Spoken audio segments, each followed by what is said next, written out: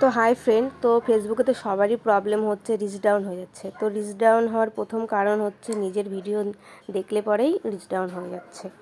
তো এই যে নিজের অ্যাকাউন্টে চলে এসেছি, তো নিজের অ্যাকাউন্টে গিয়ে কমেন্টে রিপ্লাই দেওয়ার সময় কিন্তু ভিডিওটা অন হয়ে যাচ্ছে অটোমেটিক, তো তাতে রিচ ডাউন হয়ে যাচ্ছে।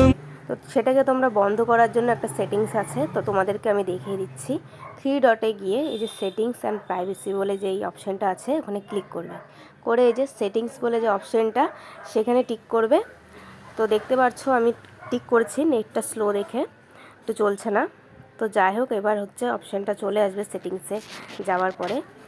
তো স্ক্রল করে নিচে গিয়ে দেখো মিডিয়া বলে একটা অপশান আছে, তো সেখানে ক্লিক করে এই যে অটো প্লে বলে যে অপশানটা আছে, তো নিচে যে নেভার অটো প্লে ভিডিও অপশানটা আছে ওখানে টিক করে দেবে।